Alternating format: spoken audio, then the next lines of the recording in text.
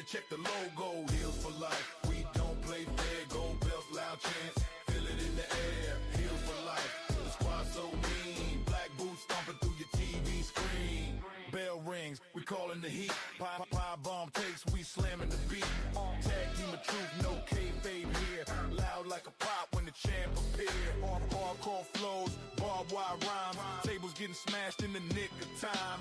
Every episode of pay-per-view vibe. Heels for life. Come and catch this ride. Heels for life. We don't play fair. Gold belts, loud chants. Feel it in the air. Heels for life. The squad so mean. Black boots stomping through your TV screen. Let's go.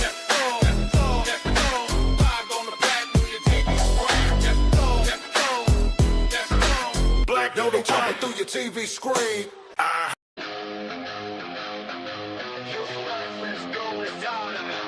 Step in the ring, bring the fire, the grind. No mercy, no chill, just truth to find. You want the heat, we redefine. Hit the mat, hear the crowd erupt. Talk that smack, break the system corrupt. Wrestling kings with the mic in hand. This is Heels for Life, where the legends stand. Big moves, big talk, we don't play nice. Chairs fly, blood spills like a cold device. Lock it up, drop it down to the count of three. This is where the hype lives, raw energy. For life, yeah, we bring the pain. Feel the power, feel the rain. From the ropes to the mics, we own the game. Heels for life, remember the name. Ring the bell, this is war. On the mat, we settle scores.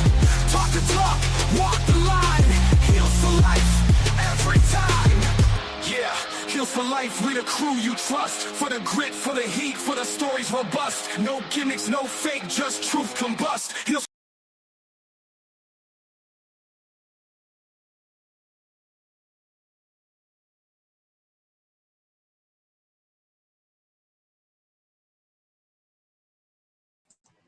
Sorry. Enjoy the show, everybody. We're live on a Saturday night. Is it great to be alive on a Saturday night or what? You know what it is.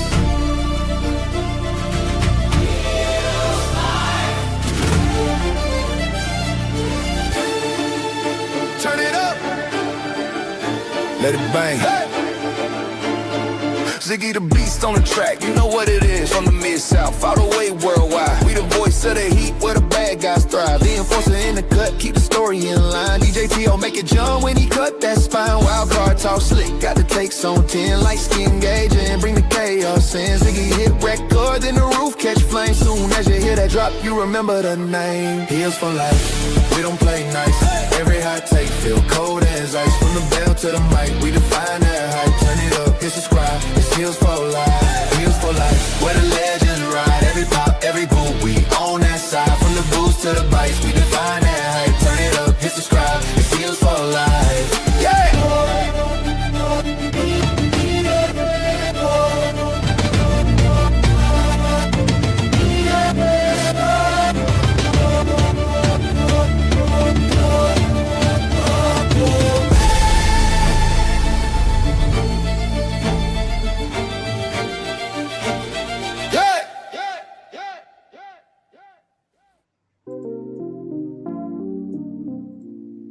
What's going on, wrestling shoe believers? It's a great day in Sunday. Ooh, I missed that. I missed that. Now, y'all probably wonder why am I on here? I'm covering for Ziggy tonight, everybody. So, but yeah, it's a pleasure to be on here for episode 317 with your host, with the mostest, Mr. Team Bricket, you know what I'm saying? Mr. Sugar Nipples, you know what I'm saying? We got Mr. Enforcer here. We got Mr.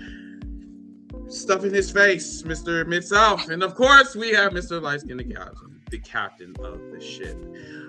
Always, everybody, repost, reshare, comment, and do what you do. Wherever you are watching us, please follow us. Follow us, all that good shit. Before we start, I do want to kind of give some shout outs real quick. Ziggy, did you leave that for me? Shout out to Albert Choice 8921 and King John 66666 Shout out to you guys for donating on our last episode. We greatly appreciate you. Matter of fact, let's give them a standing ovation if I can. No, I know y'all can do better than that. Okay. All right. Thank you. Appreciate it. All right. So tonight's podcast, everybody, is pretty much straightforward. We have a lot of news this week. So yeah, just buckle up and just enjoy the show. We got a lot of shit to talk about. So without further ado, everybody, let's get into heel news and rumors.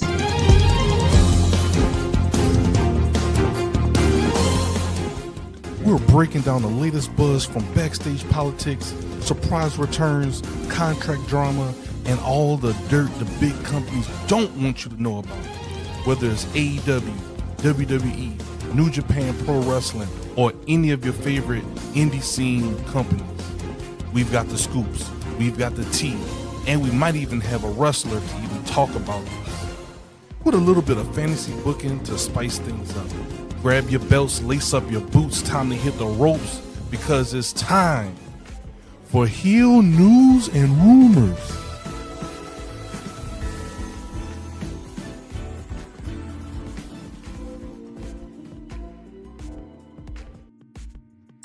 Thank you so much, Ziggy, for that lovely announcement. All right, so we're going to go with Enforcer. He wants to start us off with some of the buffoonery that we've seen over the last couple of days. So go ahead, Vincent. I mean, Enforcer. The fuck? Go ahead. So I want to start this off, get it out the way. If you was paying attention to the news, it's not even wrestling related, but it kind of is, because what it has done, it affects us all. Yesterday, I don't know what time of the day it was, but the president posted a very disturbing picture yesterday of a former president and his wife with their heads on, I guess, monkey or gorilla, whatever bodies off of Lion King. Very disgusting, very I don't know any more words. I'm really trying to be PG right now because I want to make sure I have it straight what I want to say. But what I really want to say is this. And I mean this for all our subscribers here, individuals. If you feel that was funny, or you feel like that you try to defend that, or you for some reason it don't bother you. I'm not trying to speak for everybody on here, but I don't need your support. You can go. That was fucking disgusting. And if that don't tell you how he truly feels, and I don't care what the lady, the secretary tried to say, bullshit. No. You posted it, and what's the problem with today is you could post something and get screenshot like that. You can delete all you want. It's gonna be on there forever. So I don't want to hear no excuse. No excuse no more. You defend that. If you support that, if you thought that shit was funny, take your support and get the fuck out. Stay the fuck away from us. I'm not here for the bullshit. I'm not here for it. I don't care how many black friends you got or all this shit. Kiss my ass with it and go that way. That shit was disgusting. I know what kind of person that dude is anyway, but to this point, bro, you are pretty much telling us not hiding no more. You pretty much on the same level as fucking Hitler right now. Get the fuck out of my face if you support that dude.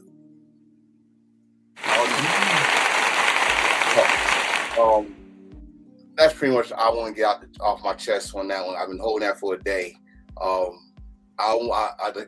not trying to hope that I didn't step on no toes here, Chris, and I was going to say that with Ziggy too, but I don't think we should have that type of support here. If I bring our numbers down, I'm sorry, but we don't need that type of support. I don't need no phony shit. Take your ass to somewhere else. Go to the Turning Point halftime show with that. Not here on Hills tonight. Go. Just go. I'm done. Anyone else? No. He pretty much said it best right there, and I've said all I needed to say in videos that I posted and even in the tweets that I posted when I saw it happen, because I was angry as hell, you know. And I pretty much said it best. We have contributed so much to the growth of not only this country but the world, and yet people still treat us with prejudice, with racism, and pretty much look down upon us as beneath everybody else. Mm-hmm. And yet we have contributed so much, whether it is in entertainment, whether it is in vernacular, whether it's in things that we use in our everyday lives.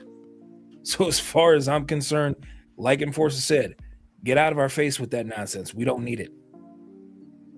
And then also I'm going to add on to Blagga. And I'm talking to y'all. I'm talking about this Black I Need to Be Accepted coalition. It does not matter how much money you have. I don't give a damn how many white friends you have. They are still going to look at you as a jigaboo. They're going to look at you as something where you're nothing to them. You're beneath them. And I don't know when this is going to get through your head, probably until you are 6 feet under. But if you are not upset on what we seen yesterday, then maybe you should be 6 feet under. Like, I really have that energy now. Like, I'm at the point where I'm tired of being nice. I'm tired of holding back my comments. I'm tired of people want to hold me accountable for my actions, but then yet when someone that's just as white as my wall sit up here and put faces on monkeys and they think the shit is okay, I have a problem with that. I don't know about everybody else, but I'm not going to sit and just be quiet and just go ahead with the norm. This is not the 1800s. And baby, I'm not my ancestors. I'll fuck you up. I don't play that game with nobody. I don't. Play that game if you want to. I'm visually shaking right now. I don't think y'all can really understand how upset I am. I'm really shaking. I am a freaking ex-Navy sailor. So pretty much I volunteered to serve for this country. And you know, even the ones that serve, you know, for this country, you and some of our fans that serve for this country. Yeah, even Ziggy. I can't even fathom how you guys are feeling. Like, it's like you guys have been like told a lie, like, you know, saying you're fighting for, you know, our freedom, but honestly, we're fighting for someone that is trying to complete an agenda. It's definitely not the American agenda either. You know, it's really depressing. I'm not gonna lie to you, but yeah, if nobody else have any other comments, let's get into this wrestling shit. So, let's start off on Monday, because Monday was very interesting. Let me see. Give me 1 second. Okay, so this promo. So right after the heels of the Royal Rumble, Roman Reigns, the winner of the Royal Rumble, he basically came out, did his little tribal chief bullshit, blah blah. And then CM Punk came out, and before he can even address Roman Reigns, he went straight to Finn Balor. So I guess they have some type of feud. And excuse me, everybody, I'm just kind of paraphrasing because I don't watch Raw like that. So I'm just kind of give you some of my notes that I kind of jotted down. But I'm not gonna lie, this is probably the best confrontation that I've seen during the Triple H era. There was a lot of shots that was going around. The Shield days to the AEW days to acknowledge me, I'm the best in the world, blah blah blah. And a lot of people have been asking me like, hey, you know, Chris, do you like are you going to watch WrestleMania? Did it get you ready for WrestleMania? And the answer is hell no. I still feel the same way. I still feel the same way like I did before. Like I'm just like, oh, that was cute. You know, that's really how I feel. Like I'm like, oh, okay, you know, that's it. I don't really have much to say. It's just like I don't. The thing about it is WWE fans, right? I talk to y'all in the cookout. The thing about this is that y'all overglaze a lot of shit, and you feel that just because you've seen one promo that we're supposed to get ready for WrestleMania. WrestleMania is the granddaddy of them all. It takes a fucking year. Matter of fact, it takes maybe 6 months from it literally starts at SummerSlam and then it builds all the way to WrestleMania. That's literally the road to WrestleMania.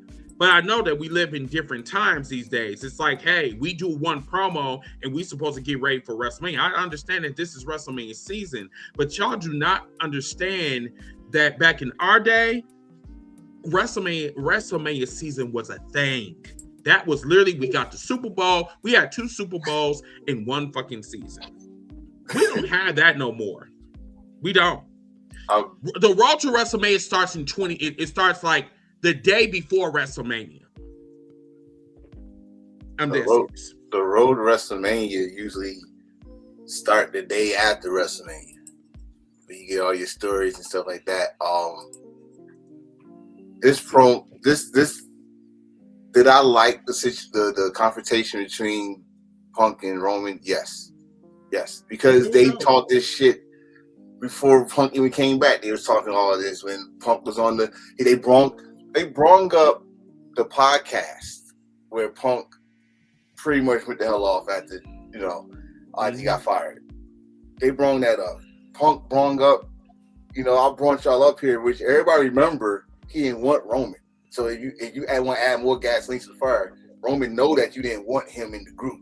You wanted Chris Hero and stuff like that. So I get they bringing some real stuff to it and real heat, all that stuff. And like I think someone put on Facebook or Twitter, I don't know which one it was, where CM Punk must be on a mission to destroy what he supposedly created. He first was Mox, then Seth, now it's Roman, and all 3 of them said they hate you. So it's like it's crazy. But like you just said though, this promo ain't the true road to WrestleMania. It's just the road to the main event. Like the road to WrestleMania is supposed to have started in my like back like you said SummerSlam. I used to say around 2000s Survivor Series, at least Survivor Series. You already know who is going to be the Royal Rumble winner and how they go fit the storyline, all that stuff. Best example I can give is Batista. Batista storyline started Survivor Series, and it added up to Royal Rumble. Him winning the Royal Rumble. Then New Year's Revolution, I think it was. Then Royal Rumble. Then how it built that way. It got built. This right here is just getting y'all pretty much like we said when they changed WrestleMania back to Vegas. I'm sorry, we fucked up. We're gonna make it up to you this year. We're gonna make up wherever we fucked up at last year in Vegas. We're gonna make it up to. It's like the Nakamura AJ Styles, like you said on one episode, Light Skin. It's the apology letter. So instead of giving y'all a triple threat, we're gonna give you a one-on-one title. But my thing, Roman, is this: don't think that all wrestling fans got short memory. Because 2 years ago, the belt you're going for, you downgraded that belt. You ether that belt. Don't think we forgot. And now you're going to WrestleMania and go for that title.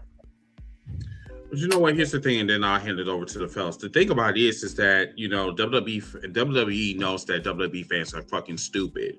They know that they are programmed, and they know that they will forget anything. They are literally a blind bitch, right? They are clueless.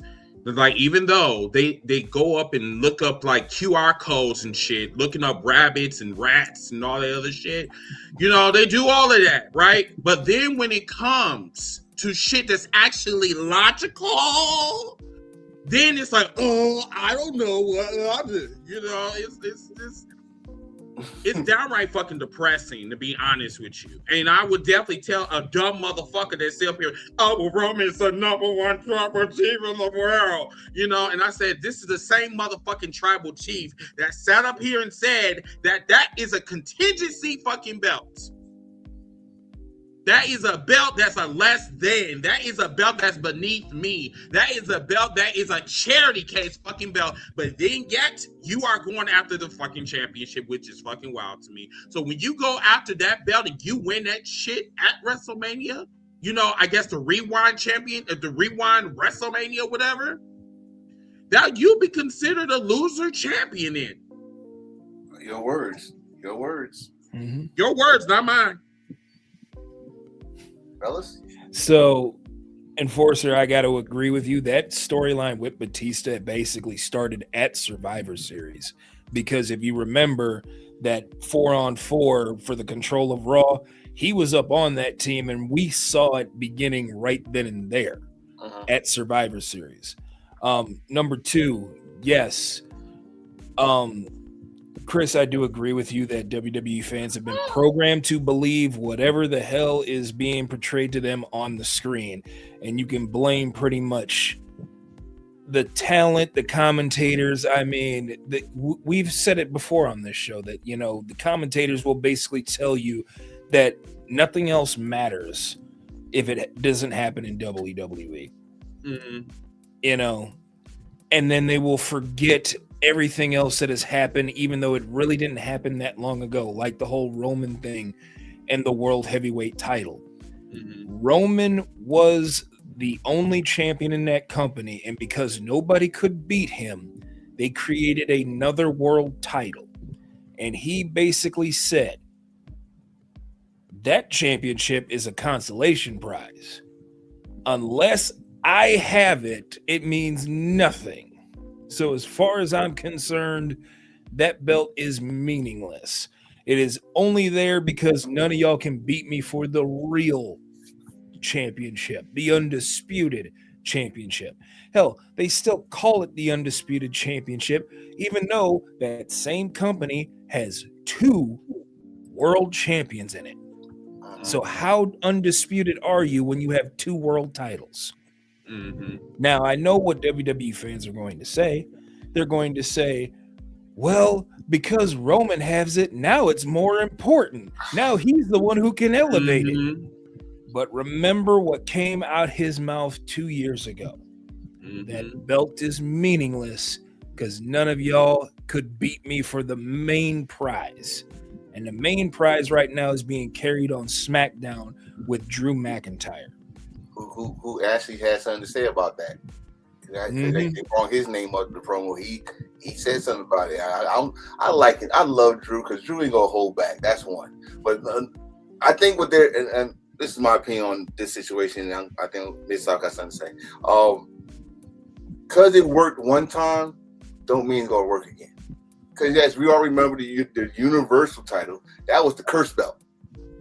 That was the curse belt. And all of a sudden, that belt was old WWE title. Which who had that belt? Drew McIntyre. But then you also understand. Originally, to me, it worked because one, it was a pandemic, and we saw the character development of Roman Reigns around that time. There's no booming, no hustling. We saw a different Roman Reigns, and we said, "Oh, we like this version. We don't like the succotash version. We like this version. I like that, right?" But then y'all took it too far, too far. Now, if this is y'all plan that you want to use Roman to elevate this belt, how are you gonna elevate this belt when he's a part-timer? How? True. I mean, what's your power level? That's a good question.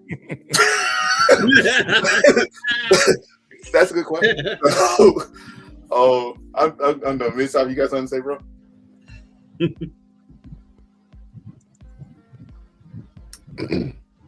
So the only thing that I was going to say, light skin, I already said. What Roman actually said was there was a consolation prize. So honestly, I don't know what's going on over there, but if they're fighting over a consolation prize, why should I care? That's what we've been asking. Yeah. And to be honest, they're only really hyping it was because of that Colt Cabana podcast that happened, over 12 years ago? 12 years ago. 12 years ago. Well, 12 years ago, we are still talking about the Art of Wrestling podcast with Colt Cabana and CM Punk. And nobody shuts up about it. Like we're still doesn't even exist anymore. Yeah, the podcast doesn't even exist anymore. So, why are we still quoting things that happened from that? I'll tell you why. Because everything that happened in that podcast is coming to light. Everything. Including CM Punk going back to a company that supposedly allegedly killed him. Your words from that podcast. Your words from that podcast is coming back to haunt you. It's not. It's aging like fucking milk. It's not good. His words from that initial rampage is what always sticks in my mind. When he joined AEW and he got in that ring and he talked about, the place that drove him away from pro wrestling, the place that drove him. Ever since he went back over there to that place, I can't even rock with him at all. Even if I watched WWE programming, I would not watch him because I think he is the most phony person in pro wrestling history. Because he literally undid everything that he said twice. Yep. So when someone like, an angel, sit up here and say that, I'm gonna fight for bitch, sit your ass down. Shut your ass up. Just shut up.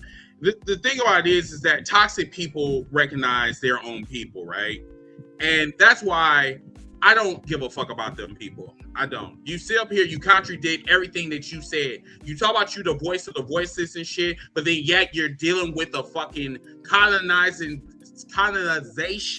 type of company that literally is going against your best interest. And you only went to WWE because you needed a platform. Or more importantly, you got fired from AEW because you couldn't shut your fucking mouth. That's the thing.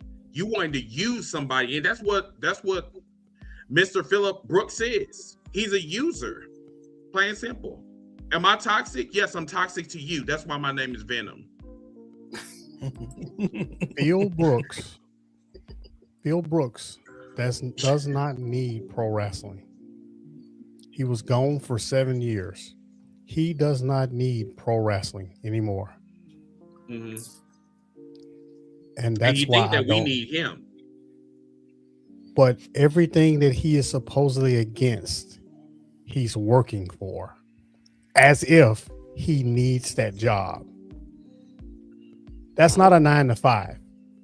That's not if I lose this job, I lose my house. He's privileged. He's privileged enough to work there. He's totally against everything that the company stands for. But he's still there. He's still toting the coats of that company. You guys were talking about the whole MAGA and all that stuff earlier. Mm-hmm. He's literally working for them. Mm-hmm. After he came out on AEW TV with woke t-shirts and, stuff like that, what people would consider as woke. But at the end of the day, he is now working for the establishment. Personally, I don't give a damn about you or your coworker, to be really honest with you. You asked the question, I answered your question. So, yes, I'm toxic to you. My name is Venom. So let's move on. So once again, I'm not hyped for WrestleMania. I don't give a fuck about WrestleMania. I don't care. We'll probably revisit this conversation maybe in six weeks from now, but right now I don't really give a damn. So we're gonna move on. Did y'all want to talk about Dynamite? Yeah. Go ahead, talk about Dynamite. Let's talk about Dynamite. Fuck ice. Yeah. Ice. Yeah. We have to go right to the main. So apparently, you fans, WWE fans, have a problem with that, right? This is the shit that I am talking about, right? You want to bring back a fucking pedophile, but then yet you want to scream at another fucking company and their fans for saying fuck ICE. We should be on that same bullshit. We should be on one accord.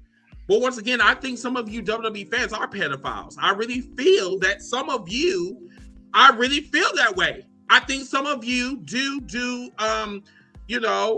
sexual assaults. Some of you are pedophiles, like I said before. I don't like to use those strong languages, but I really do feel that way. Because there is no motherfucking way that I'm going to bring somebody back that literally plays with his dildos and then uses women to negotiate contracts for other niggas. Like, what are we doing? So yes, I have to put it out there, and this is where I am toxic as fuck because I don't give a fuck whatsoever. Y'all do the most, and I'm doing the most by putting your motherfucking asses out there and calling you out. With the main event. Excuse me?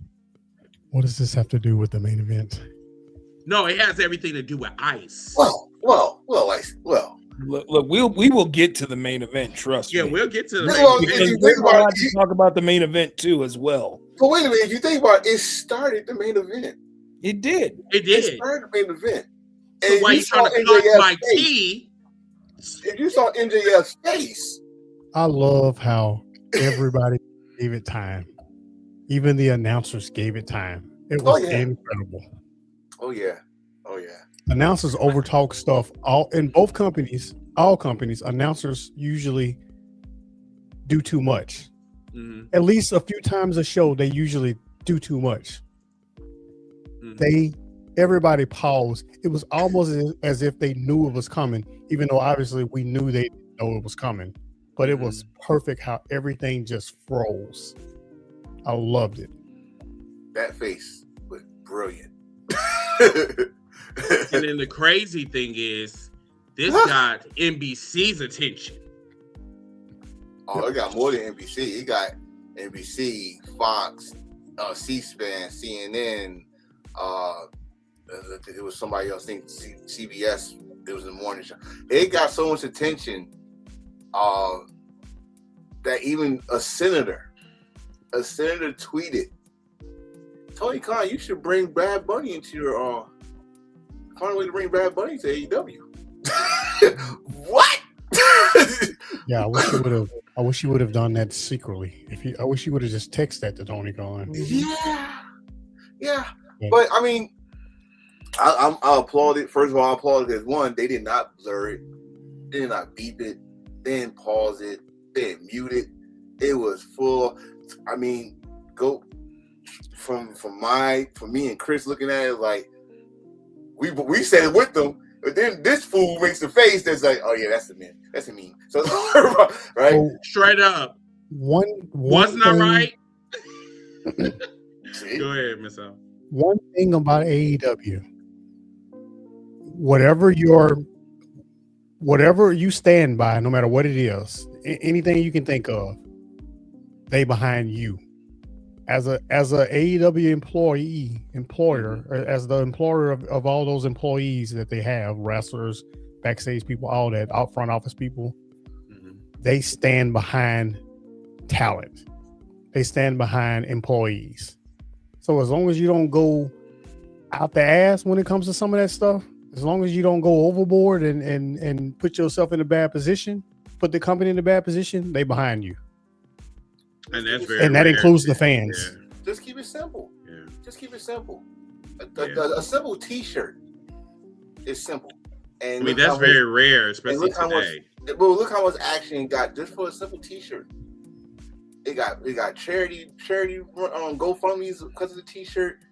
Fans believing in the wrestler, like, oh, yes, he looks scary, but he's a simple man. He's a lovely man. But ain't it like delicious that these news outlets don't know the difference between a work and a shoot? According to I think it's great. I think it's great, especially if it leads to more viewers that wants to tune in just to see something. Oh, yeah. Remember, this so. is how the Attitude Era started. The Attitude That Era is started correct. with people wanting to see crazy stuff like this. Mm-hmm. Not that it's crazy that it happened, but outlandish stuff. Just you tune in because you never know what you're gonna see. You never know what you're gonna get. That's the Attitude Era, and that's why I call AEW Attitude Era Wrestling. So there you go. And to add on to Miss South's point, this I think AEW is on fire right now, and this right here, this right here, got national attention, and that is wild. Like, just to say fuck ICE, like this is literally the leftist type of company, and I'm here for it, for real, because I'm all about fuck they. Like I said, I'm the founder of fuck ICE. I don't fuck ICE, and anyone that is not on board, you a fucking terrorist in my eyes, just like our fucking uncircumcised Cheeto of a president. Special flowers go to TBS for allowing it on their network. So yeah. Oh, especially for not. They could literally. Sorry, Lights again. Go ahead. They could literally bleep the replay. It ain't bleeped. They have done nothing to the replay. You go watch it. It's gonna be there forever. Yeah. They haven't muted it. They haven't done anything. So well done, TBS. I agree. I'm here for it. Like you said before, Mid-South, Tony Khan and AEW stands behind their talent, with Brody King with the Abolish ICE t-shirts.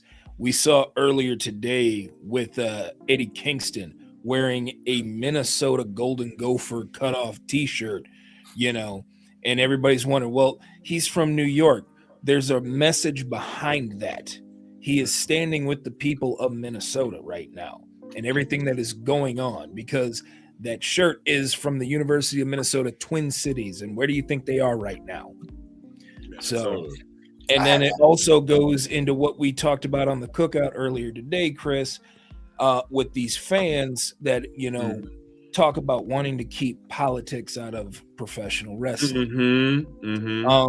Really, because from your favorite 3-letter acronym, the head of creative is sitting next to the current president as his, director of fitness and whatever, doing the Triple H entrance as he's coming out of the White House.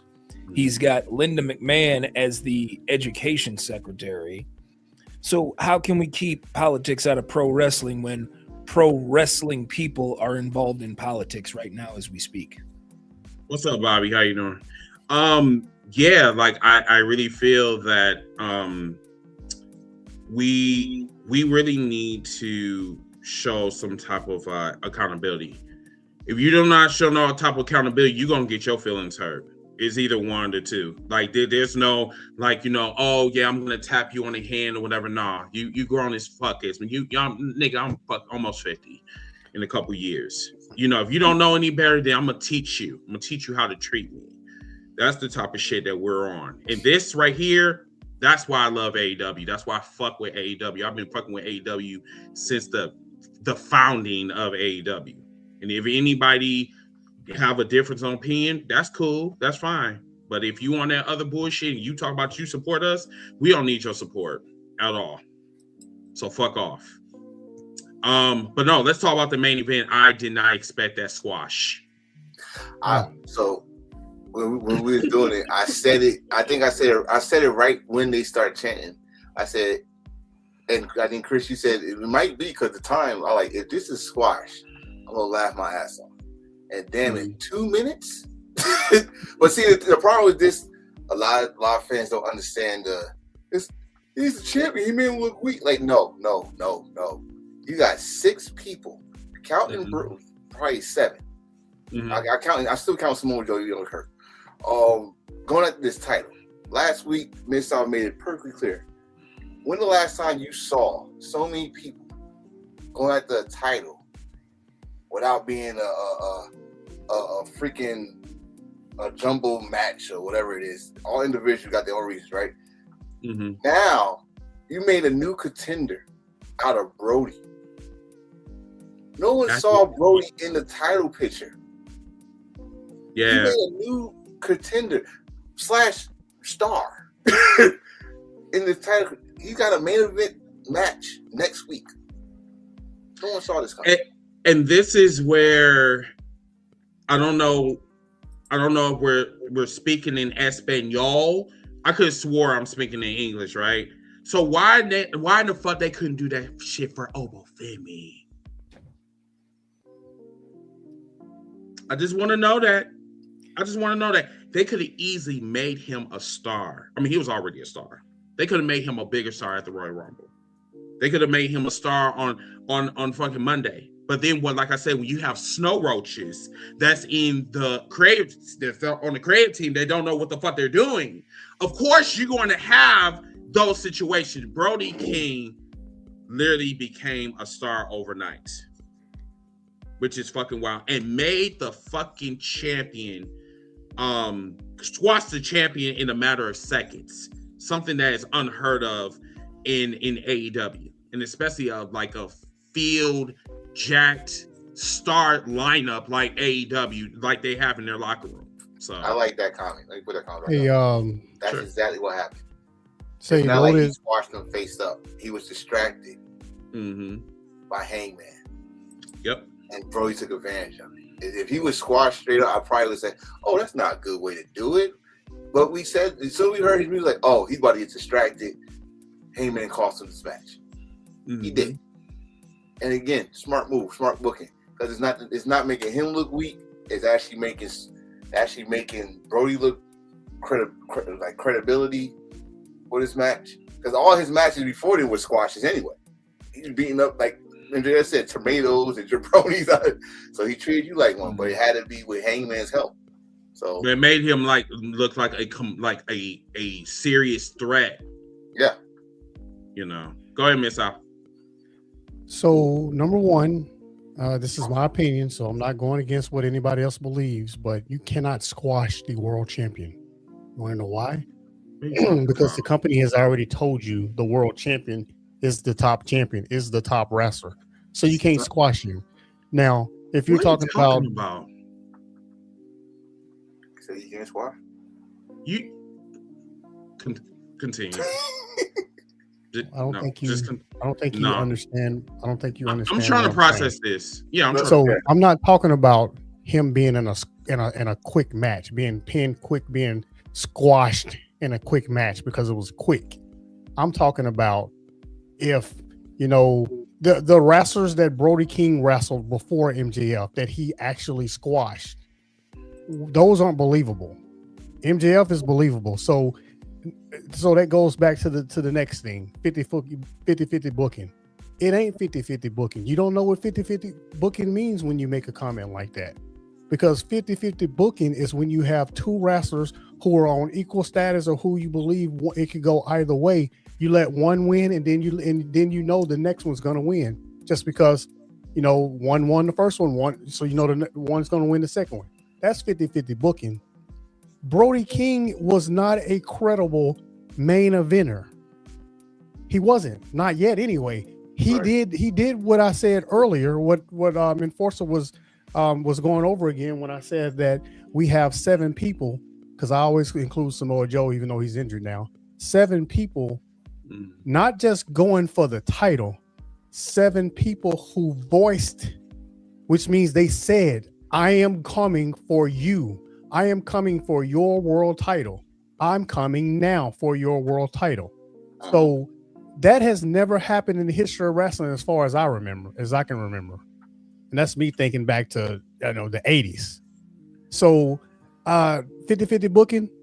No, it's not 50-50 booking. You should look that up and really realize what 50-50 booking is. And back to the whole squash thing. Yes, he squashed MJF because he beat him real quick. But when you squash somebody, that means when you beat them, they go away, or their title run doesn't mean anything, or their match doesn't mean anything because they're trash. This is MJF. You can't beat him. You can't beat him in 10 seconds and then him not mean anything anymore. I think Go you ahead. should have said maybe, you know, instead of like dismissing that, I think you should have said that there's levels to squashing, Sure, and then I sure, would have but like agreed with you instead sure, of just but brushing I me wasn't. off. I wasn't going against what y'all said squash was, because you were referring to it as squash because the match ended quickly. I was talking about the folks that said. I think Enforcer said it earlier, where people say, "Well, why are they squashing MJF?" You know what I mean? somebody in the Because they comments making said, making him look like a weak champion is what I Yeah. was going at. You Yeah. can't make him look like a weak. He's not. No. It's not making him look like a weak champion just because his match ended quickly. Yeah. I mean, that's why I said like it's levels to squashing, right? Yeah. That was considered an upset, so I wouldn't consider like yeah, he got. Listen, nigga, you know what? You giving us a lot, Hey, bro. You giving us like a lot of love, bro. Like I greatly do appreciate you. Hold on one second, Albert, for the third week. Matter of fact, third week. Hold on one second. We gotta. Damn, I gotta do something special for your ass. Hold on a second. Real, you know what I'm saying? Hold on a second. Damn, I can't. Damn. Like That's special enough. Shit. But shout out no, keep that up there. No, Okay. Keep that up there for like about 2 minutes. I mean, I agree. Like I said, I'm just trolling Miss out the butt. Like, definitely. And to be honest with you, you know what, Miss South, why don't you break it down like what 50-50 booking is? Because honestly, I don't really know what 50-50 booking is, but if you can give us in a definition what that is in wrestling terms, that'd be cool. So here's 50-50 booking I'm gonna condense this down to be real quick. The booker has a plan. How can I get this guy how can I get this feud to a conclusion? Here's how I get it to a conclusion. I take my two guys that are in the feud. I say, okay, so I want you to win match number 1. Why? Because it doesn't matter. He's gonna win match number 2. You know what the real thing they're trying to do is? They're just trying to get to match number 3. It's lazy booking. 50 booking is just lazy booking. You don't even have to call it 50-50 booking. It's literally just because I don't want to plan. I don't want to create a real feud. I want to get you from match number 1, match number 2 to match number 3, because all 3 matches take up time. And I don't want to spend time trying to figure out what to do in that time. So that match can be 1 minute. That match can be 12 minutes. That match can be 5 minutes. Bottom line is match number 1 doesn't matter. Match number 2 doesn't matter. Match number 3 is the only one that matters ultimately. But before it happens, match number 1 does matter. But once match number 1 happens, you already figured out, especially if, let's say, for instance, they have a best out of 3 and you know the winner is the world champion. If the champion loses match number 1, you know damn well he ain't losing match number 2. It's going 3. Again, lazy booking. Why would you have a best out of 3 over a title anyway if it's not happening the same night? But that's in a nutshell, that's 50-50 booking. Which a lot of wrestling companies does anyway. All right. What else on the AEW block we have not discussed that you guys want to discuss before we go to the next item? What do you guys think about this whole Darby Allin, Gabe Kidd, Clark Connors thing? Because I'm here for it. It's insane, bro. Fucking here for it, man. I'm trying to think what movie it. I don't know the movie, but I can tell you a feud, but probably more levels to this shit. Gabe Kidd is obsessed, and he remind me of a young Stone Cold Steve Austin that was going against Bret Hart. It's like every time you seen him, he is whooping fucking Bret Hart's ass. He is torturing him. He is terrorizing him. I mean, this feud is going to get super nasty. It's already got nasty in a hurry already. It's where you say that he's using the Scorpion Deathlock or sharpshooter now. Oh my God, Gabe Kidd is, as he called himself, a madman. He's a madman, but now he got himself a partner to help him with his little crimes in Clark Connors. Or should I call him Dude, Mr. Connors is a beast. War Dogs. That was my first time ever seeing him. Like when he went against Darby, I'm like, who the fuck is this dude? Oh yes, he's part of the War Dogs. He was part of the Bullet Club War Dogs. That man know how to wrestle. That man, the way he wrestles is so aggressive. Yeah, like intentional. everything that he does is aggressive. Yeah. Right, that part. Yeah. A lot of people don't know what strong style is, right? He got trained by Shibata. Let's put it like that. Oh, really? Yes. Katsuyori Shibata. I see why. But I'll put it like this. I asked Light Skin this earlier. Are they gonna call themselves War Dogs in AEW since there's no War Dogs in New Japan? So the announcer said it. Oh, he I'm did? pretty sure I heard somebody say War Dog on that telecast. Okay, so I'm saying this right now. David Finlay is on his way. David Finlay is on his way to AEW. I don't think so, but maybe. I'm gonna wait until the next one, like when we just talk about neutral shit or whatever. Was there anything else, you guys? All I'm gonna say is I can't wait till next week's Dynamite because it is shaping up to be big. I mean, we got the TNT title coming up that was set up on Collision. I'm sure we're gonna talk about that, as well as the AEW Women's World title that got set up on Collision as well. So, you know, while we're talking about that, what about Ciampa? What's your report on him? I know it's been like about 3 weeks now, but Ciampa is making himself feel right at home in AEW, and I think that's a little bit scary. Is he found himself again? Okay, I know all of us saw the interview when he said that he was sick of hearing people saying that Prime Ciampa was in 2018. Everybody know what happened in 2018. He was sick of hearing that. He said he feels better. He's more healthy than he ever been. He feels better. He looks better. He said, I'm better than 2018. And now, let me ask you. Now let me ask you this. Oh, no. Go ahead, Miss. No, I was just gonna say he should feel better because he ain't wrestled in over a year. Good Lord, real. Well, never mind. Never mind. Is that shade, sir? I'm just saying he should have been gone a long time ago. Is what I'm saying. It's more about where he was instead of where he is. Listen. All he's doing is trying to restore his legacy. That's all. Yeah. I'm just throwing a segue there. Yes, Connors does look like almost like Heyman Page. Most definitely, he does. No, now I know we were going to talk about this on a later, later topic, but based on what Ciampa said about like not being used, about his not saying that, he said that WWE tarnished his career, but do you think that's like on the same lines as Ricochet? On like, do you think that he was literally backing up his story without saying it directly? So I'm saying this for Ciampa because, like I said, I watched the whole. He said that it felt like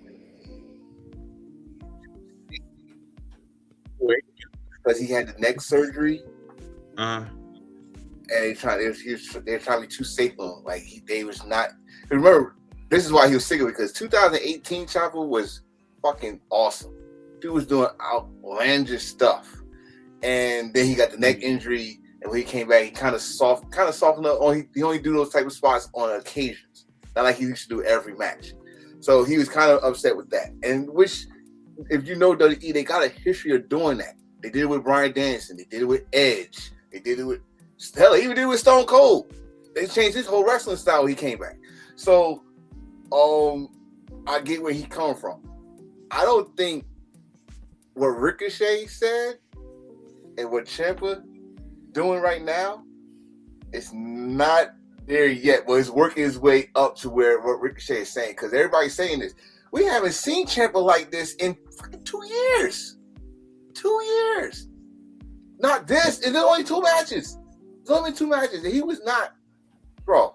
Come on, that knee, his knee on AEW looked way lethal than it did in main roster WWE. It did. We gonna get more into that. No, I'm sorry. Was somebody trying to say something? No. Okay. All right. Cool. Did we have any other tops as far as like AEW goes? Just one more from Dynamite. Not only did we have one elimination match won by the challenger, we had 2. The Mega Bad is now #1 contender to the Women's Tag Team Championships, which will be defended at Grand Slam. The only reason I'm talking this up because last year, Grand Slam Australia, Harley had a TBS title match against Mercedes Moné. Mm-hmm. And now this year, she is defending a title in her home. If I always say most improved. That woman improved drastically in 1 year. In 1 year's time. Congratulations, Charlie. Before we go to the next subject, okay, so you okay, so let me just read what you said, Charm City. You said, look, when it comes to the whole Ricochet thing, part of me does agree, but my pushback is him name dropping wrestlers that still work in WWE. So the thing about it is that since these motherfuckers are not going to be held accountable, there's some people that really needs to be put out there. But when you say name drop, who are you talking about in particular? Miss out, you got somebody or you? I don't. I was trying to ask the same question. Who did he name drop? Unless you're talking about. I mean, when it comes to that particular subject, he didn't name drop anybody that works for WWE currently. He did. Who named Nakamura, Sami Zayn, those guys. No, he was using them as examples. Like they're not as. I think that's what he's getting at. When Ricochet was replying to people on Twitter, he said that El Generico. He said that ask Sami Zayn do he feel the same about wrestling as when he was El Generico? Man, please. Okay. Sami Zayn. Those name drops. He said he using them using their names as examples, like.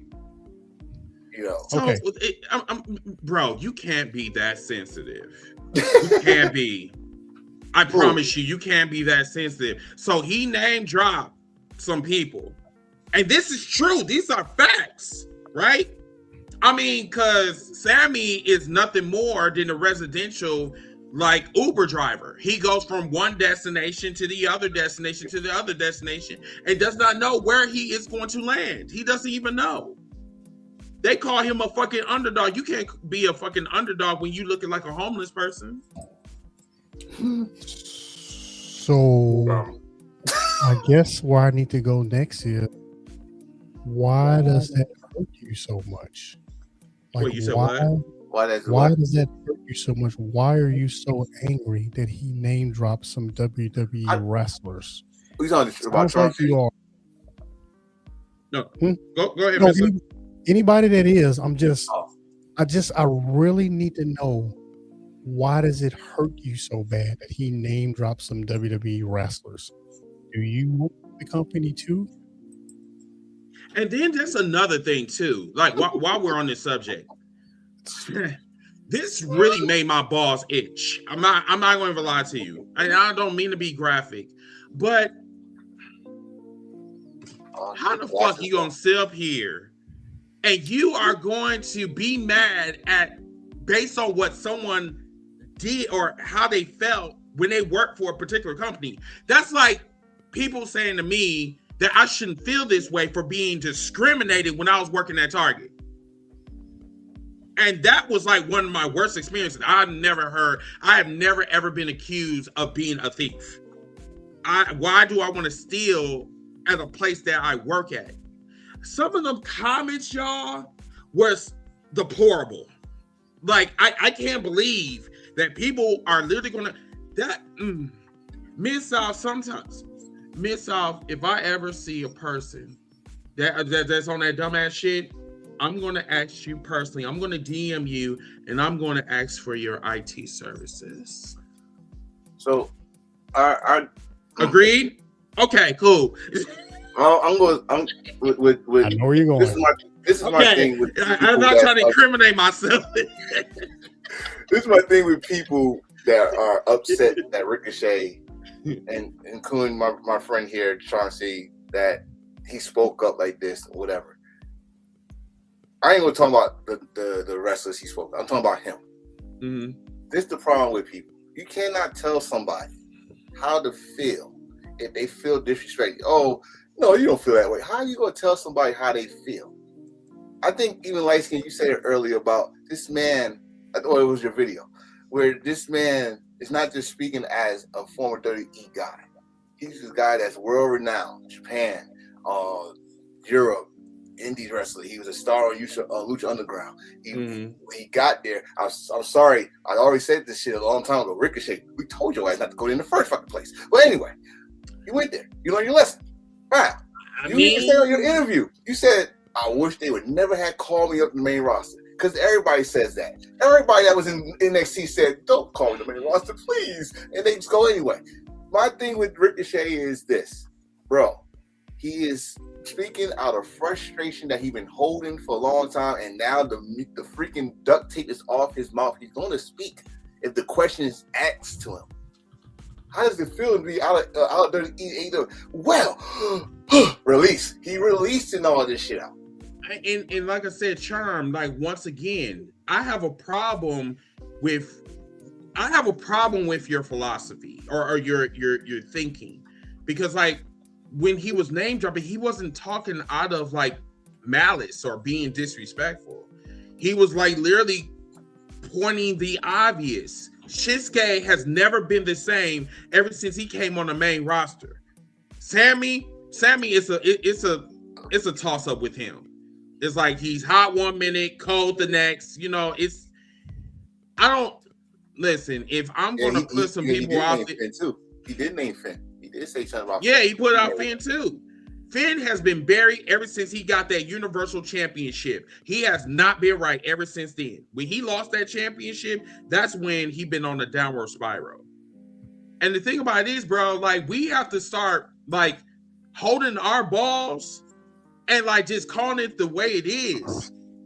If I have to start putting some people out there, so you know what I'm saying, like to tell my former employees stop treating these wrestlers like that, then so be it. But being this sensitive, talk about, well, he name dropped him, I didn't like that. Like it's just John, you want to know why they stayed? That check was good, bro. Yes. Not only that, but would you leave your job for another place without having that place agree to your terms? Like, if you were under contract where you worked at right now and your contract was coming up, would you feel safe allowing your contract to run out, even if they offer you a new contract? Let me jump in here, because this was a topic I really wanted to talk about here when it came to this. Some of y'all I know watched the entire interview. I saw the interview. I saw the clips of the interview. Let me just break down who Ricochet is. He began his career in 2003 with an indie promotion known as Chaos Pro Wrestling. I'm not going to list all of the many accolades he's had across the indies from 2003 to 2018.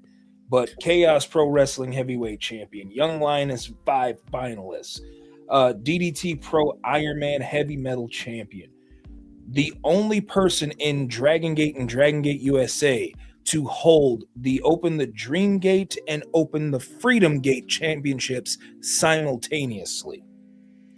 Okay? King of the Gate 2013, House of Glory World Heavyweight Champion, the IWA Mid-South Battle of the Future Stars 2 tournament winner, Insanity Pro Wrestling, of course, his accomplishments from Lucha Underground as a 2-time Lucha Underground champion. He won the best of the Super Juniors in the very first year that he competed in it, in 2014. Battle of Los Angeles winner from PWG. Of course, a former Pro Wrestling Guerrilla World Champion. And of course, he was Wrestling Observer Newsletter's best flying wrestler of the decade in 2010s. He signed his contract in WWE in 2018, and he was released. He basically let his contract run out in 2024. You know how long he was there? 2,355 days. You know of his accomplishments of a former Intercontinental Champion, U.S. Champion, North American Champion, Speed Champion, all that. During these 2,355 days, he was champion for at least 13% of those days. That says something to me. So when we're sitting up here and we're talking about, Ricochet, they didn't want to use them.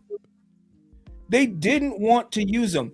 They hyped this man up to be the next best thing. And by the time he got to the main roster, all of a sudden, you stopped caring.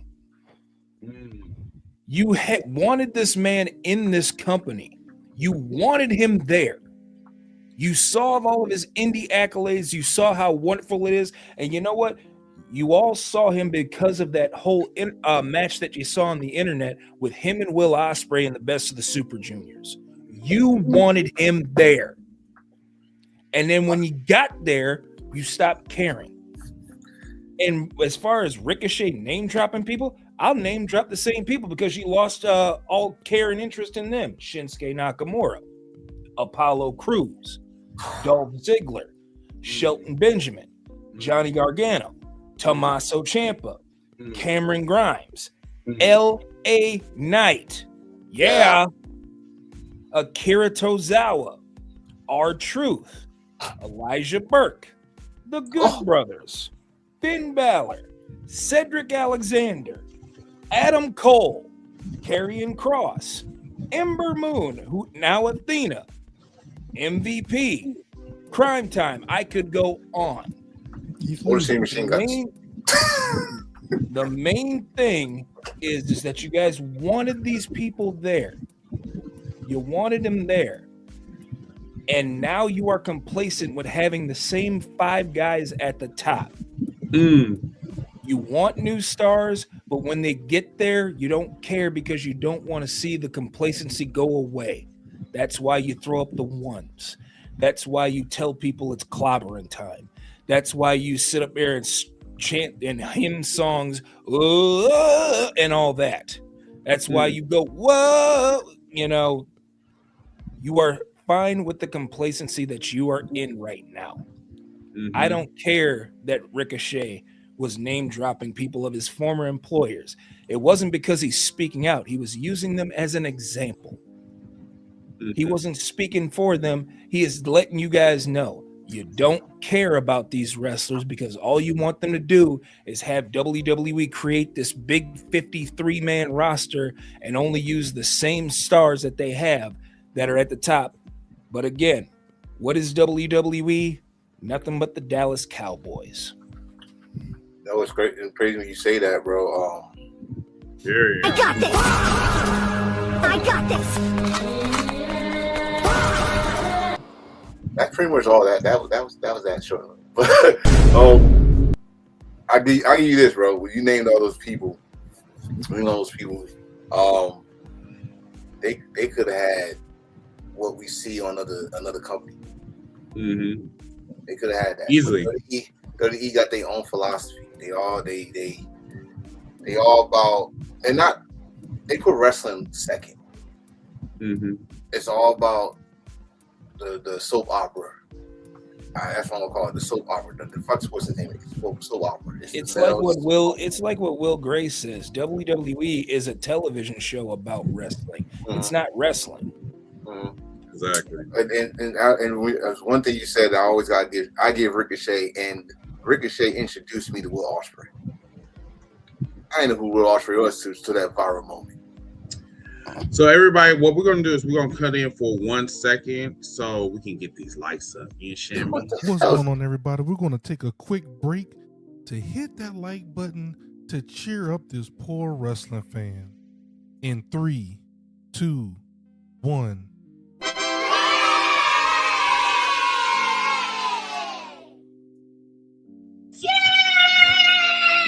Like, anyway, so I know it's fucking awesome. All right, so let's see. What else we got on the docket? Oh, let me show y'all a video. This was from our Rikishi. AEW at the time. You know, he would always just, out of the random blues, just text me, how am I doing? And so forth. So we had a little chat. I kind of knew he was going to jump ship. You know, it was easy over there for him in AEW, but he wasn't being used the right way. You follow me? And, you know, and it's like, well, listen, you know, you can always leave and go to WWE. If you're not happy and it's not about the money anymore, you know, WWE is where it's at. I mean, every single wrestler on the planet that's out here in this independent circuit is gunning to be able to be seen or go to WWE. So I said, take a chance. If you're going to take a chance on yourself. Yes, sir. And so for me, I didn't, you know, that was the end of our conversation until I seen the highlight. And when he came out, man, I was so happy for him. Like, you know, there's the pattern of independent wrestling. The pattern is to stay consistent, continue to believe in yourself. You dong wearing fatty, where the fuck? Wait, hold on, bro. So now you taking credit for it? You taking credit? I'm lost. I'm not gonna lie. Like Hold on. Before let me. I need a minute. Yeah, I need a minute. Yeah, I need a minute. Hold on. So first of all, he was used wrong. So you're not gonna count that he was injured most of the time he was in AEW. They did push him because again, we didn't know who the hell Will Hobbs was until he got to AEW. Mm-hmm. Former TNT champion, former trios champion. Mm-hmm. Damn near was on TV every time he was healthy. He was not used right. Okay, let's get that around. Then you said you the one that told him if he's not happy to jump to you. You put that. You the one that put that in his head. Not that he actually had a dream of going to WWE the whole time. No, you put that in his head. Okay. And WWE is the place to be. That's where the place to be. We're full of dildos and baby oil. I have a problem. I have a problem with his statement. I'm not gonna even lie. I gotta piss. I'll be back. You know what's funny about this is this motherfucker did not just leave. You know what's funny about this is that we just got done talking about Ricochet, where people were saying, "Oh, you should be more grateful," and I feel bad that I didn't get this in, but I'm glad I can get this in now. For you fans to sit up here and say that someone is ungrateful, I know a lot of y'all have worked jobs that you didn't like. I do. I know I've worked jobs I didn't like. So if you're unhappy, go somewhere else. That's exactly what Rikishi just said. So you're sitting up here and praising Rikishi for telling Hobbs, hey, if you're unhappy, go somewhere else. We have all been in this situation where we have worked a job that we don't like and we're unhappy. And what do? If something good opens up, we go to the next job. It's happened before. And you have the right to tell people that they're ungrateful. Telling somebody that they are ungrateful is about the equivalent of telling a slave that they should be grateful that Massa gave them a house and somewhere to stay. Matter of fact, it wasn't even a house. It was a shed. Wait. One thing I did when you was talking, I had a quick one. You said that he wasn't used right or he wasn't happy. Did you know that he did an interview where he said it was not even about he thanked Tony Khan. This is the narrative y'all put on. This is why wrestling fans are going, ape shit at each other. Y'all put this narratives out here. Tony Khan had all nice things to say about him. He had all nice things to say about Tony Khan. This is where I applaud MJF for what he said about this community, this fandom. Okay, this past week, this weekend, what should I say? This past weekend, whatever. They was just shown together, laughing, chuckling. It's y'all. It's y'all. And then you got this song wearing fatty saying this kind of shit. Let's throw more. All right, the fire's going down. Put some more gasoline on it. Why? Well, why? I didn't even see this to that. I think you talking about when he saw he wanted to feel stable and wanted the wife for it. That's new to me. Oh, this. I just want to make sure I got my information correct. After that incident in his indie circuit, you know, that whole situation where dude almost unalived that one white dude, WWE kind of terminated their communication with Rikishi. Is that correct? Was it Rikishi's promotion or was it another member? Yeah, it was his school. Yeah, it was his school. Yeah, I believe they did.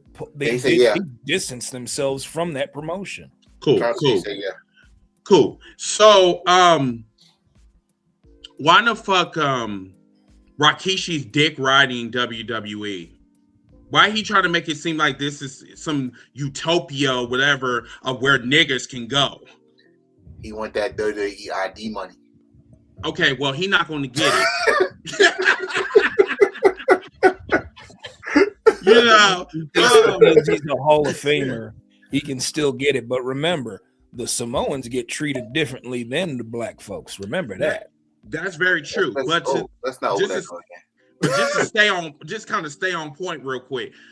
So it's just for the simple fact that you sat up there, you lied to Hobbs and try to make it seem like that this is where you need to go. This is where, you know, because, you know what I'm saying, like Powerhouse Hobbs, you know, he's young technically. I think he's like in his upper 30s or whatever, you know, blah, blah, blah. I mean, I've seen his growth from day one. You know, it was a pleasure, you know, meeting him. It was. Maybe not the second time, but the first time it was a pleasure meeting him.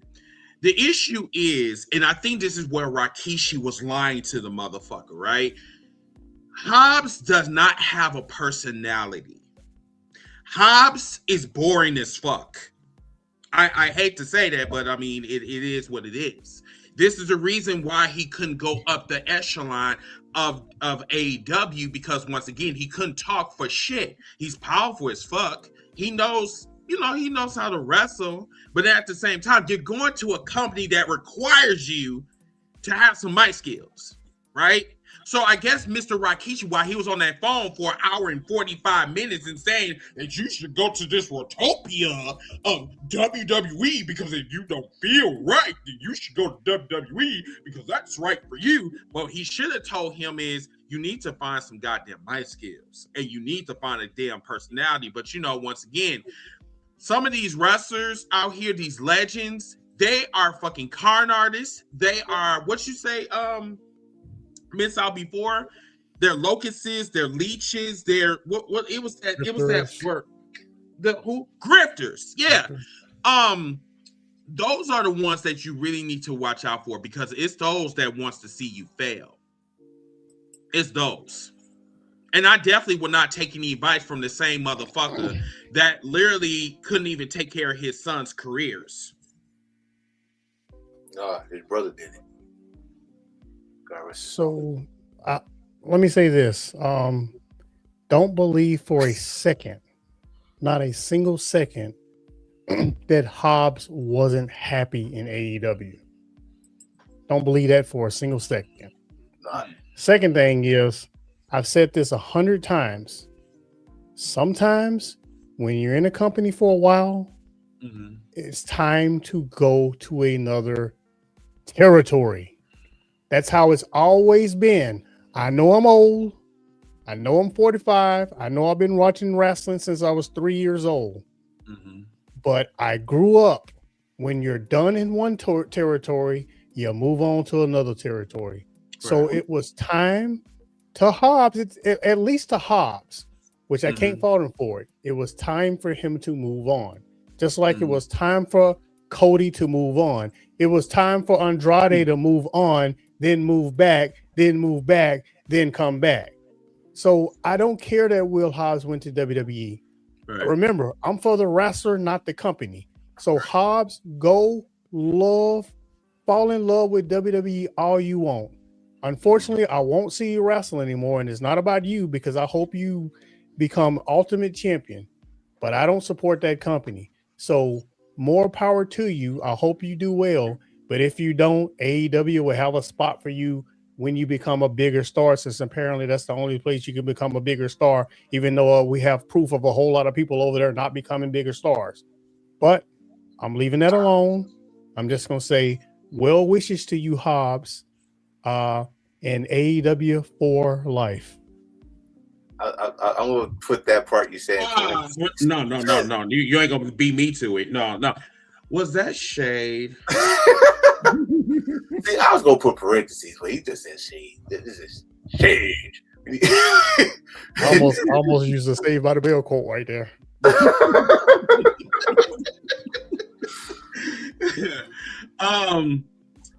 Trevor, I don't know if that question was for me. I don't think you want me to answer that question. No. I think it's kind of inappropriate while we have 94 people that's in the room. I don't think that that's appropriate for me to answer that question right now. But you said that this is how the wrestling business is. Yes, the wrestling business is very toxic. It's toxic as fuck. And yeah. And I'm fully aware. I'm fully aware that the men and women have to do what's best for their careers and for their families. Totally get it. But the thing about it is that there's a lot of disingenuous like wrestlers that's in the wrestling business that really need to be called out on this shit, including that fatso Mr. Rikishi, because he been doing a lot of shit, been talking a lot of shit, not like being held accountable. I don't even expect his co-hosts to hold him accountable. He's just there to be in the presence of a WWE Hall of Famer. So of course, you know that they're not going to say anything, but there was just some shit that he said that just didn't really click for me. Go ahead. I just want everybody to know my feeling when it comes to these old wrestlers that have podcasts. It's not about you having they say rose-colored glasses. Yeah, it's not about you having rose-colored glasses for the company that you love. It's about the hate you spew for the other company. No IES at the end. Company. Because they don't do it for TNA. They don't do it for New Japan. They don't do it for any other company on the entire planet. And we know there are a lot of companies. They do it for one company, and that's AEW. Why? It's because AEW is the second biggest company on the entire planet when it comes to pro wrestling.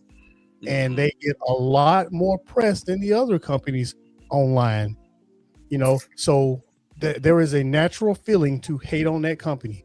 And that only comes, for the most part, from the company that from the company that tells us they're the biggest company on the entire planet anytime they get.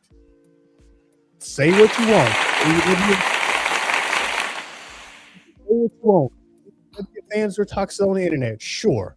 WWE fans are toxic on the internet, sure. But if WWE tells me that they have more fans than anybody on the planet, then naturally they'll have more hate on the internet because they got more people on the internet. Exactly. This when I saw what Trev said, the wrestling business, like Liz said earlier, that's how I grew up. Ric Flair was not always in WA. He was in WWF. He was in AWA. Then he was in the NWA champion. He was to every territory: Texas, Florida, championship wrestling, all that stuff. So nothing new. Puerto Rico. Nothing new to Japan. We can keep going, right? Nothing new to me about a wrestler going to another company, right? That's why I always say if you say you're a fan of that wrestler, you follow him. but no, you show that you're a fan of that company. Mm-hmm.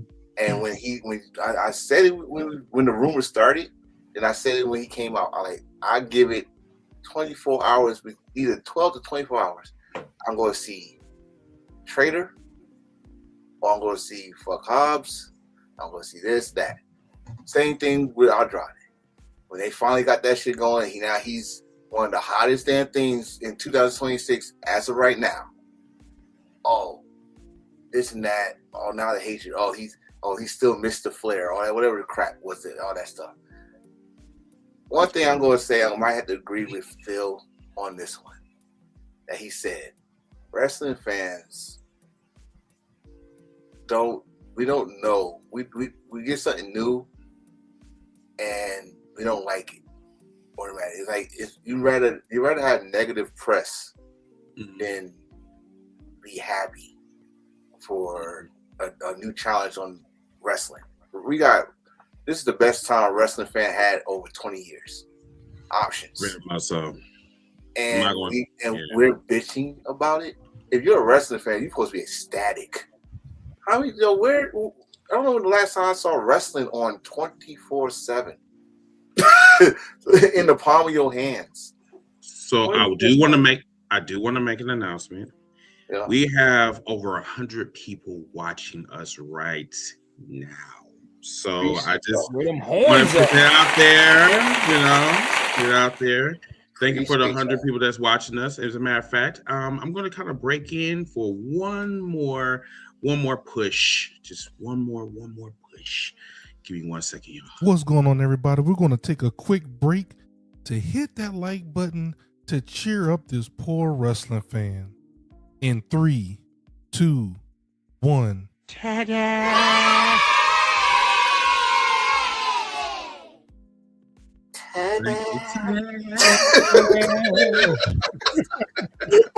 It's funny as hell.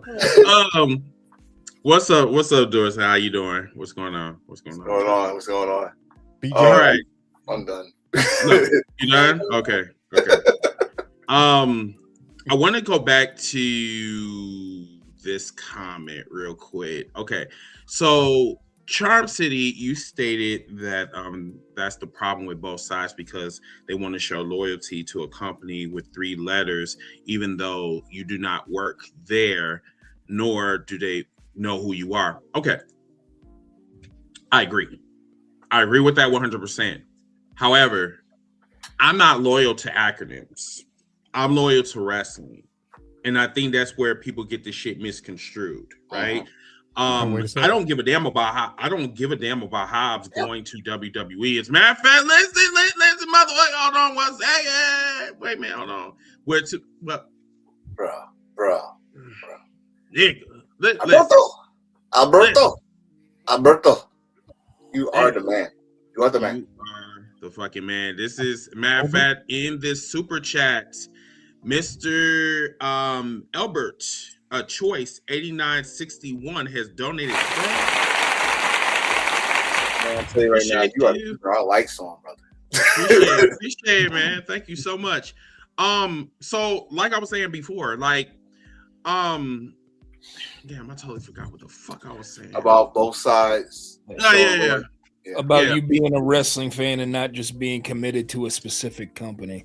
Exactly. So that's where I've always I'm just wired that way. Like, I don't give a damn where you go. As long as you happy, that's fine. Yes, I'm gonna ask questions, like especially with African Americans, especially, brothers.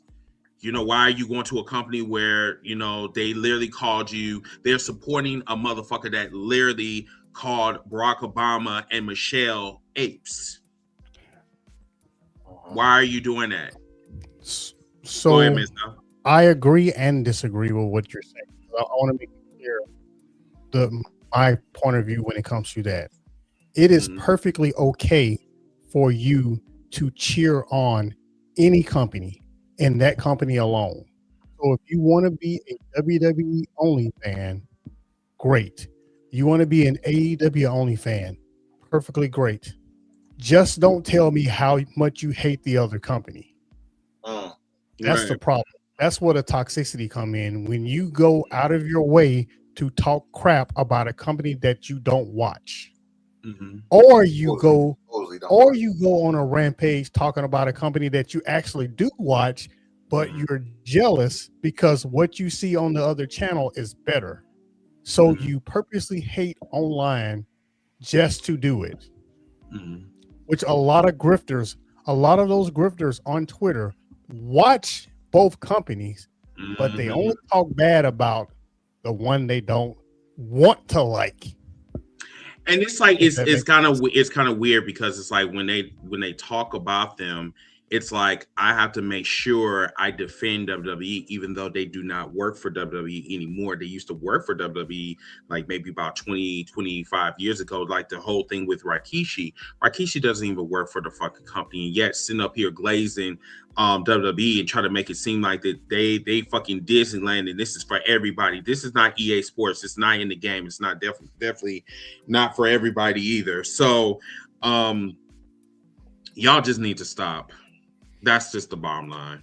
And let's not get it twisted. I know I'm up here wearing an AEW shirt, Enforcer's wearing the Elite shirt, and you got Mid-South in his AEW shirt. You got Chris with his, Bully Club shirt, which is a parody of the Bullet Club shirt.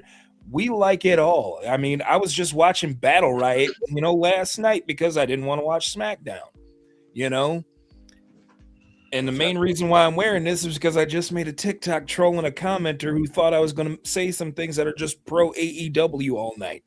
No, but let's be honest here. We are not pro company.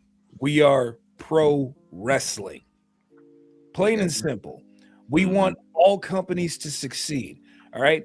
I don't watch WWE for reasons that are against my morality, because of the things that they have done in the past, and I can no longer morally support them anymore. So now I'm taking my, interest in pro wrestling elsewhere, watching more Stardom, watching more New Japan, watching Pro Wrestling Noah, watching Sendai, watching Rev Pro, watching ICW, watching CMLL. I am watching it all. And I have nothing to complain about because I'm enjoying what I'm watching from these guys. I love this content. That's what I was doing. I was watching WCW, ECW. I was flipping back and forth on Mondays. I was staying up late watching ECW, 12 to 1 o'clock in the morning. I was watching the Superstation 605 TBS main event. I was watching ESPN AWA. I was watching. I could go on and on about fandom. So seeing how wrestling is now reminds me of when I was a kid watching wrestling all this time. And like I said earlier, we got wrestling in the palm of our hands 24/7. Even if it's not on where you at, you could just go on and watch some old shit. Wrestling, like we are. So if y'all don't mind if I speak for y'all for this. We watch everything, but at the same time, we go critique. It don't matter if it's AEW. We see something fucked up, we gonna say it. Fucked up. We don't get it. We don't get it. We're not gonna just just talking about this good thing and something over here don't make sense. Oh, we ain't gonna talk about that. We go over. No, this don't make sense. We're gonna bring it out to the light. Like, okay, accountability over here. What the fuck? What the fuck was you thinking? What book was this? And this is not part of our job, but as a collective, because like we talk to each other, like what we try to do more than anything, either it's on the cookout or if it's on here, we try to deprogram y'all motherfuckers, because like the shit that is going on right now, it's weird, right? Like this is not what we are built on. Like we're not built on the tribalism. We do have our favorites, but at the end of the day, as a collective, we care about wrestling. We don't care about acronyms, like for real. And you guys should do the same too. That's just my advice to you guys. Like, if y'all want to be on that tribalism shit, trust me, when you on that tribalism shit, you are missing out on a lot. You are doing yourself a disservice. So that's all I gotta say. All right. What we got next? Big E. Big E retired yesterday. Any thoughts? I don't believe it. Hold on, wait. Okay, which one went first? You had to go first. Why not? Why not? Because I've never seen a WWE wrestler just say, "I'm retired." None of them. Nigga, what? None of them just said, "I'm retired," and then just go away. Give them some examples. John Cena. AJ Styles. they ain't gonna just retire. First of all, they don't have a broken neck. Ric Flair. Listen, believe what you want to believe. I'm not telling you not to believe it. I'm just telling you, I ain't buying it. You know what? Truth be told, I hope I'm right. I think we should all hope, because I wanna believe that his neck is gonna heal. I want to believe that if Edge can come back, he can come back. I was just about to say, you know what I mean? I was just about to say. I mean, I get the whole Black Power. Please be lying. Why are you winking your eye like that? You got something in your eye? Wasn't me. Bryan Danielson. Bryan Danielson. That's right. Will Ospreay. Yeah. Oh God, he never said he'll retire. Kurt Angle, even though it happened in the Olympics. Will Ospreay coming back, by the way. Nice. Okay, so I'm so ready for him to come back. Okay, so like I guess I'll play along with you. I guess so. Somebody else playing along. If he pet, well, I'm not gonna get on her right now. So yeah, because Xavier Woods already did that. Ha! And the other guy. Where's the button? Where's the button? Same time. Let it go. Hey, where's the button? I need you down there to stop being nasty. Where's the button? That's my motherfucking job, not yours. Oh my God. I was waiting for you to say it. Nobody said it. I was like, well, I'm gonna guess and take my opportunity. No, did you hear the sound? See, the sound was on the perfect. goddamn soundboard since in my absence. Oh, it was perfect. It was perfect. Yeah. Okay. Anyway, I mean, okay, so like, what is?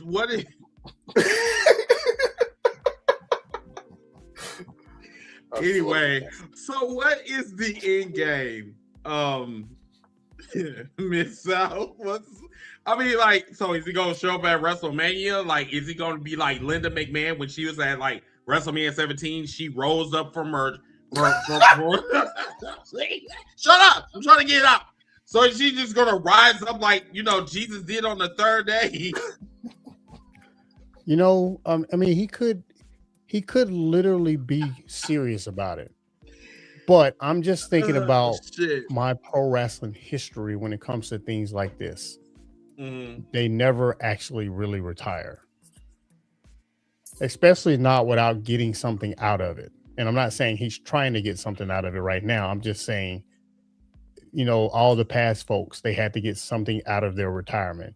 He is literally walking away without a send-off, which could be what he wanted. Who knows? I'm not saying he's in it for that. I'm just saying wrestling history, none of them ever do that.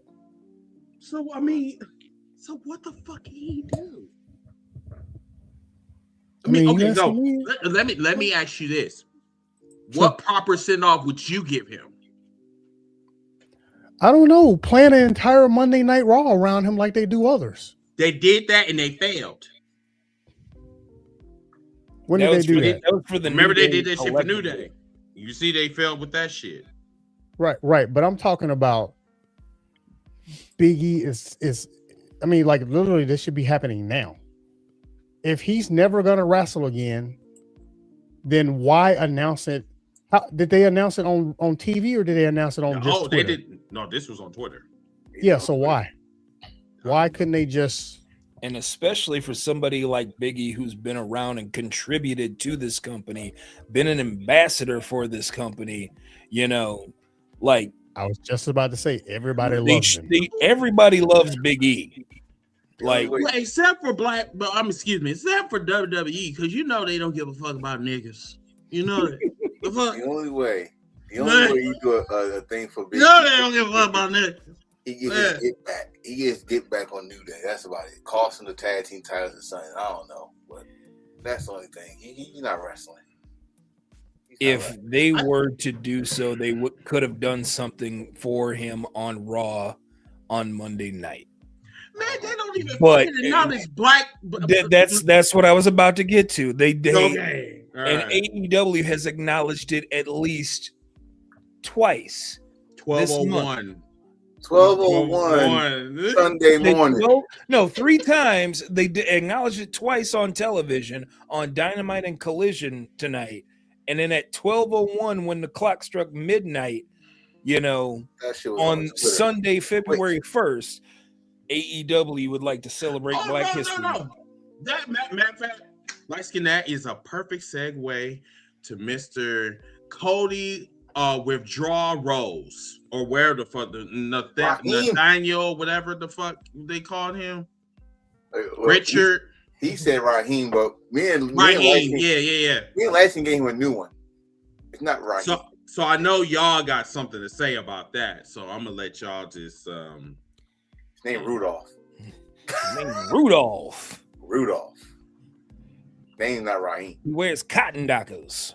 Rudolph. My brother, you are not a brother. So according to him, he wears magnums.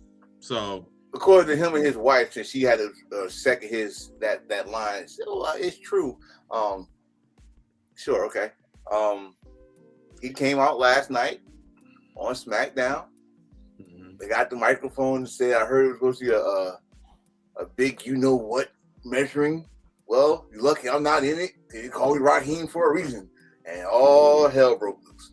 All right, Rudolph, chill out. Chill out, man. Chill out, Logan. Oh, not cotton balls. Not cotton balls. Cotton balls is wild. So tell me. What's up? Sorry, I'm sorry.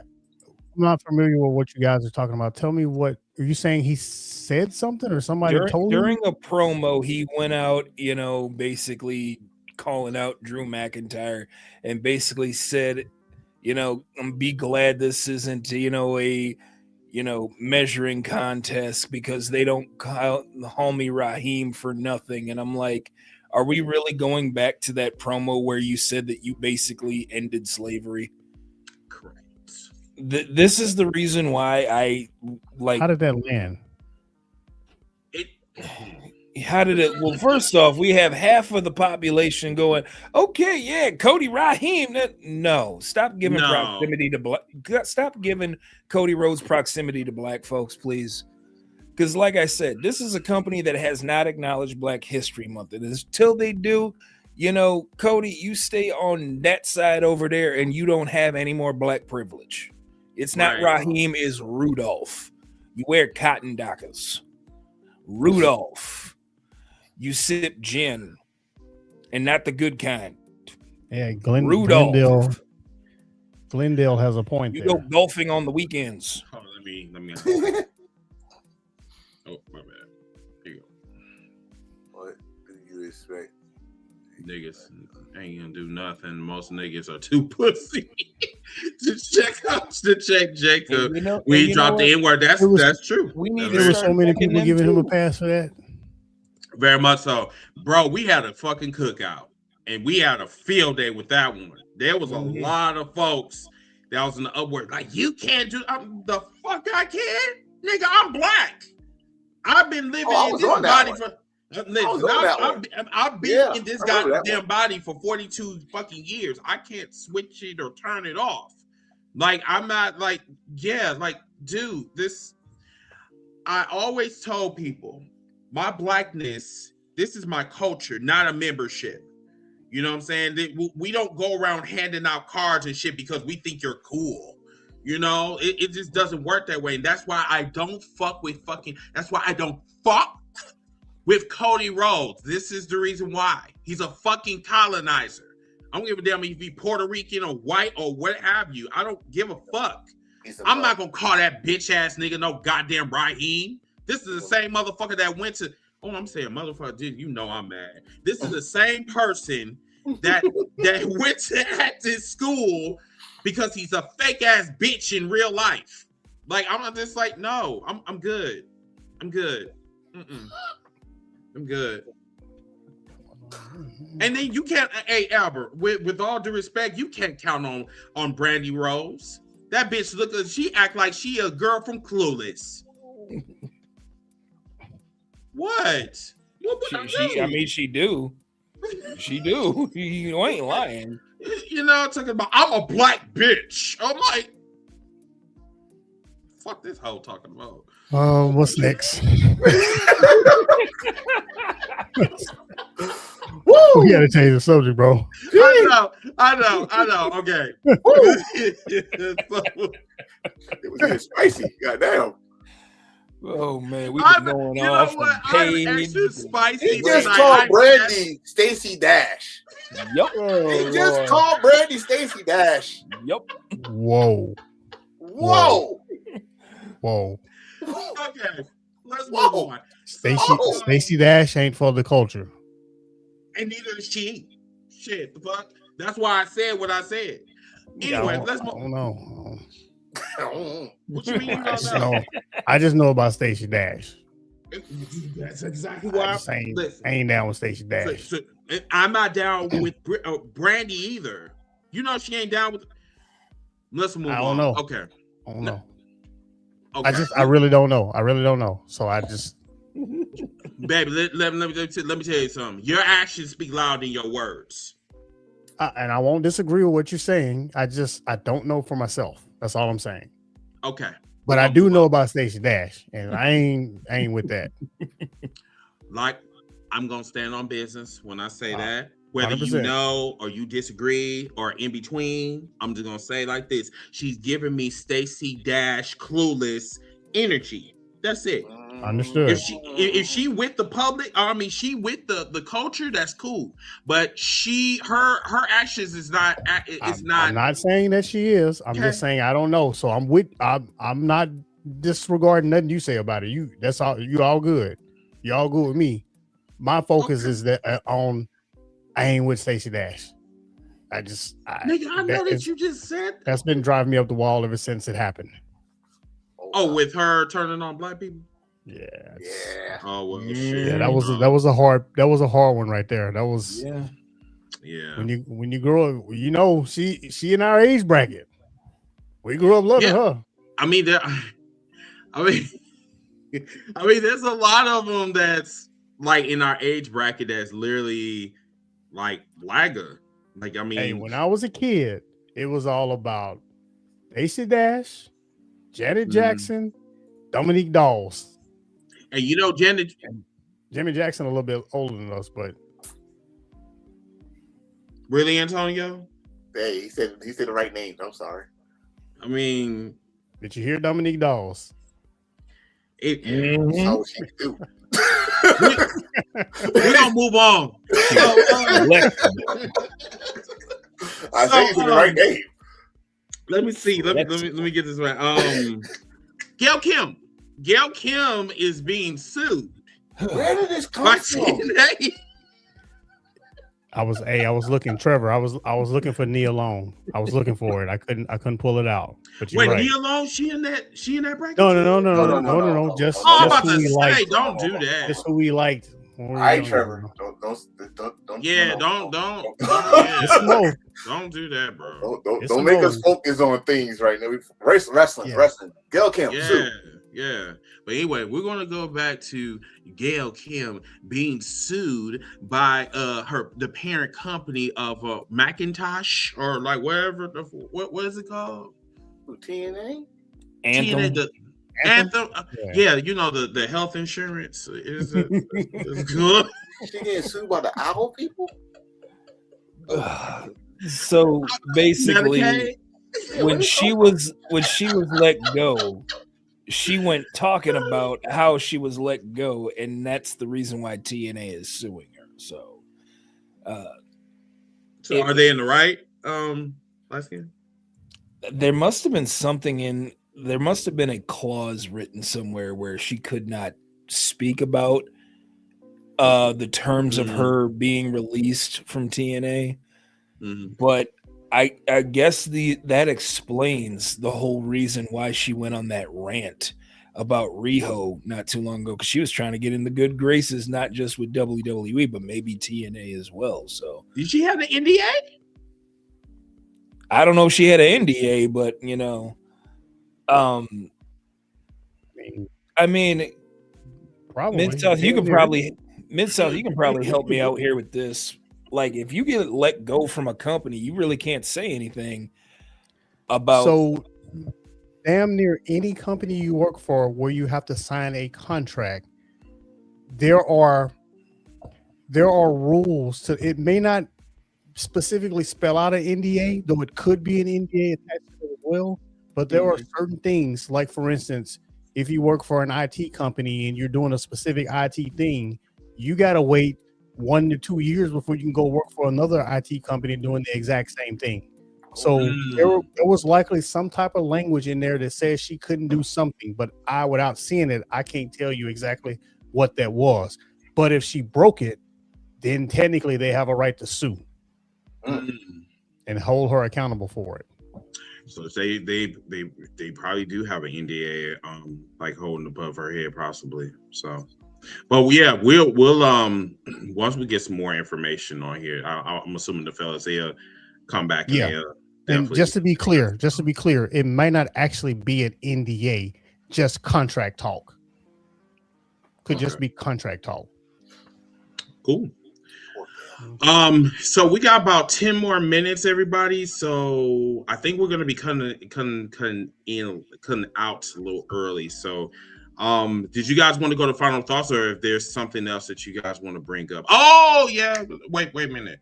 No, we already talked about that. Yeah, we already talked about that. Oh, okay, all right. Yeah, did y'all want to go to the final thoughts, or is there something else that y'all want to bring up? Let's go to final thoughts, man. What Go I for want it. to bring up, is just, yeah. All right. You want to go first? Yeah.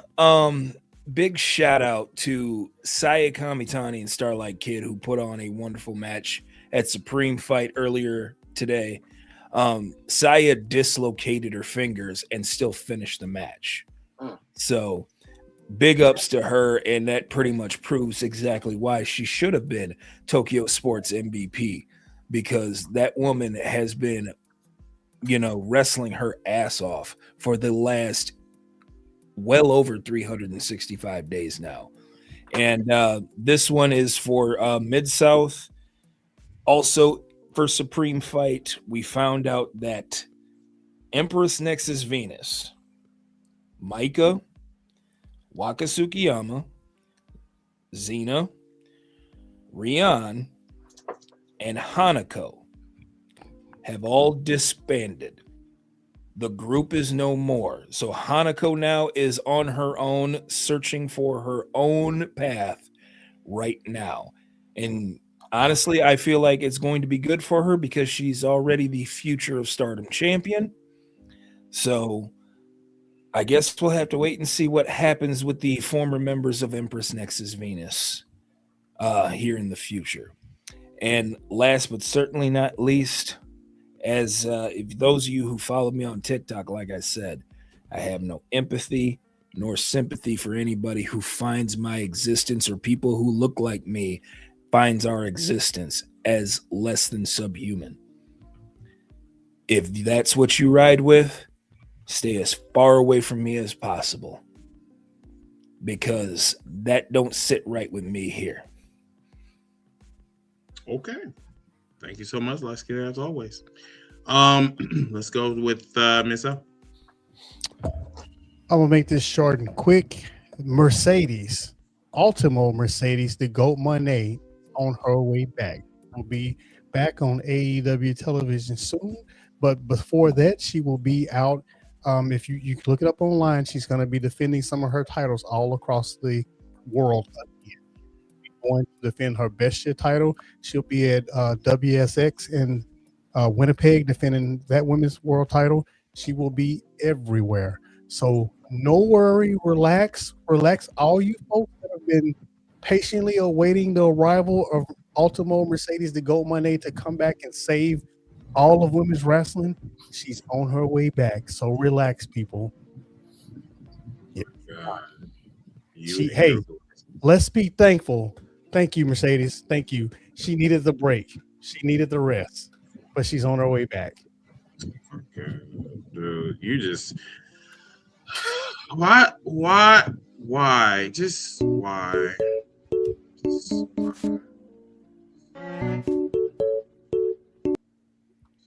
I really miss my home.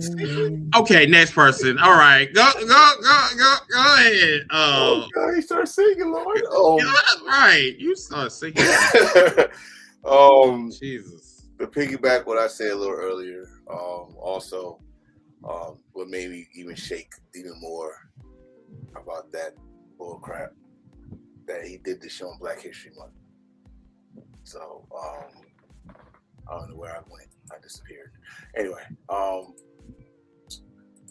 there we go. I said it earlier. Lightskin just said it. I'm going to say it again. If you feel like you defending that, you feel like it was funny, you had a ha-ha of it, or you feel like there's nothing wrong with it, get the fuck out now. Leave. We don't need your presence here. Because that means you think we are jokes. That means you think that was funny, and every time you see us, you go laugh and all that stuff. I'm not with that. Okay. Other than that, I must also make a public apology to our sister, Big Daddy, because she was down here wrestling, and I could not see it. I just got from work, and so when she see this, hope she understand. Apologize, but update: Ashe Wrestling was supposed to be this weekend. As you know, if you follow them on their social media, he is looking for a team to help him out. And that's when they're gonna come back soon. Team. Team. Social media. All that's team. But we tried to reach out to them. They ain't shit. They didn't return my phone call. Shit, the fuck. Shit. I was all about the fucking culture. You understand me? You know? Hey man, we put our fist up every time, you know. You're right, you know. But let's get to it. Next week is gonna be Grand Slam Australia. This Wednesday is New Beginning. Noah is doing something also on Wednesday. So Wednesday is a jam-pack of wrestling day right there. Congratulations to Killer Cross. I did watch the Battle Riot. He is the new MLW champion. Hard work pays off, bro. Congratulations. And other than that, man, listen, support us everywhere. We here every Sunday. Support our cookouts. Support our individuals. Just keep on supporting us. Thank you, whoever does the super chat. Albert, King, L. Y'all can join in too. 99 cents won't hurt. We need the lights on here. Come on. Yes, 99 cents. Yes. No, it won't hurt. But also we got new merch. Go check out our merch in Pro Wrestling Tees. We got new merch. If you don't like the new merch, we got old merch. We still got Mid Southwest, right? We still got Sit Your Happy Ass Down. We got the Wrestling Debates, a new one. Not just the old one. We got a new one. And just keep supporting us, man. Keep supporting us. And that's all I gotta say. Thank you. Cool. We still need I Can't Yeet to this. Oh yes, we are. Yeah. I'm way ahead of you. Let me tell me about that. Let me get where I'm at. Speaking of new merch, this is going to be our new shirt for the cookout, and we're able to fit it in on a shirt. We're going to I'll probably have Enforcer put it on our merch store probably as early as tonight, because I definitely want to see how it looks. We will not be airing tomorrow. That's the only reason why we're airing tonight. So we'll definitely be back next week, same time, same channel, 8 o'clock Central, or I think 8:05 Central, 9:05 Eastern time. I will not be present. I'll probably be in the green room, whatever. I'm still taking my little hiatus or whatever from the show, just to make sure that the fellas get their shine on. And first of all, I just want to just say you guys are doing a hell of a job, and I appreciate it. I'm watching y'all growth is fucking awesome. I love you guys. And the people in the super chat, like anytime that you want to donate like 99 cents, $1, $25, $100, we are thankful. We're not complaining. You guys are putting out your money to us, and you're helping us grow. So I greatly appreciate it. The only thing that I am going to say is fuck ICE. Fuck anybody that supports ICE. Wrestling fans, you guys are fucking weird, and you need to wash your ass. We have a t-shirt. If you do not know how to wash your ass, we definitely have a tutorial for you in our pro wrestling tees called Did You Wash Your Ass Today? But I'm going to be in the cookout, so please follow us on H4L Wrestling Podcast on Twitter and on TikTok. Well, you can find us on TikTok. That's where we do our cookouts. So I will be doing the cookout tomorrow morning at about 8 o'clock Central, 9 o'clock Eastern, before the Super Bowl. The Super Bowl will be on at about 5 o'clock Central, 6 o'clock Eastern, if I'm not mistaken. And yes, we will be doing a review on TikTok. But yeah, other than that, I have fun, everybody. Thank you so much for just welcoming back. I just appreciate yeah. But anyway, enjoy the Super Bowl, everybody. Enjoy your wrestling. We'll see you guys next week. Once again, my name is Chris from the #Heels for Life Wrestling Podcast. That is Enforcer. That is Light Skin Couching. And then that's that man that was touching his Go Seahawks. Mr. South. Have a wonderful weekend, everybody. Peace. The fuck is a jelly roll? What is a jelly roll? This. Just a touch of imagination and storytelling. Because every great day deserves a great story. I know, right? Right. Tell him that. Yeah, tell him that. I'm right. You know what it is.